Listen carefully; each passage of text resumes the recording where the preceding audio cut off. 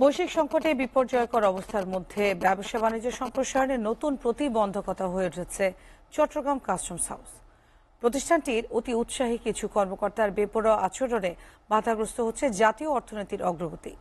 কাস্টমসের সঙ্গে অনুষ্ঠিত মতবিনিময় সভায় সরাসরি এমন অভিযোগ করেছেন ব্যবসায়ী সংগঠনগুলোর নেতারা।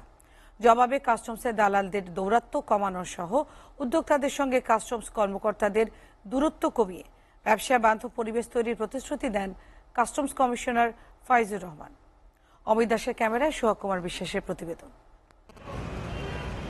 এককভাবে দেশের সবচেয়ে বড় আর্থিক প্রতিষ্ঠান চট্টগ্রাম কাস্টম হাউস সারা দেশের আমদানি রপ্তানির ৯০%-এরও বেশি এই একটি প্রতিষ্ঠানের মাধ্যমে পরিচালিত হয়।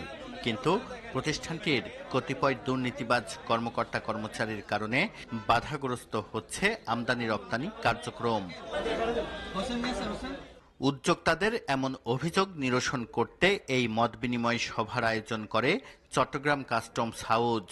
এতে অংশ নেন BGMEA, BKMEA, Chittagong chamber, shipping agent association, C and F agent association সহ আমদানি রপ্তানির সঙ্গে সংশ্লিষ্ট প্রতিটি প্রতিষ্ঠান ও সংগঠনের শীর্ষ কর্তারা। কাস্টমস কর্মকর্তাদের বিরুদ্ধে সরাসরি অভিযোগ করেন তারা।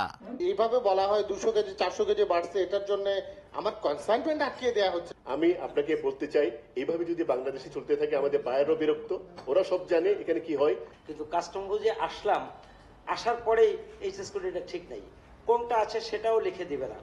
দুর্নীতিবাজ কর্মকর্তা কর্মচারীদের বিরুদ্ধে বিচার চেয়ে উল্টো হয়রানির শিকার হওয়ার নজিরও তুলে ধরেন ব্যবসায়ী নেতারা। প্রত্যাশা করেন দেশের চলমান ডলার সংকট নিরসন ও অর্থনীতির চাকাকে গতিশীল করতে নীতিগত সহায়তা নিয়ে এগিয়ে আসবে এনবিআর। ডিফারেন্স ডেফিনেটলি সেখানে কখনোই 100% মিলবে না, ডিফারেন্ট হবে। এই ডিফারেন্সের কারণে যদি এখন মিথ্যা ঘোষণার অপরাধে আমাদেরকে জরিমানা করা হয়, তাইলে রপ্তানি পদে পদে বাধাগ্রস্ত হচ্ছে এবং হবে। যদি কেউ তাদের ওই ইউডি অপব্যবহার করে তাহলে অবশ্যই তাদের বিরুদ্ধে ব্যবস্থা নেবেন। আমরা কোনো প্রকার আপনাদের রিকোয়েস্ট করব না, পরিষ্কার কথা।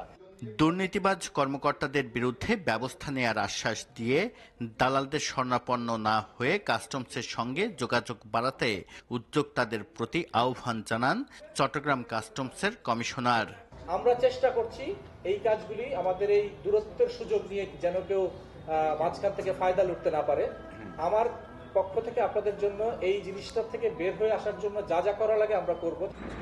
রপ্তানি পণ্যের ওজন নিয়ে কড়াকড়ি কমিয়ে দেয়া ও এসএস কোডের কারসাজি বন্ধে কার্যকর পদক্ষেপ নেয়ার প্রতিশ্রুতি দেন কাস্টমস কমিশনার।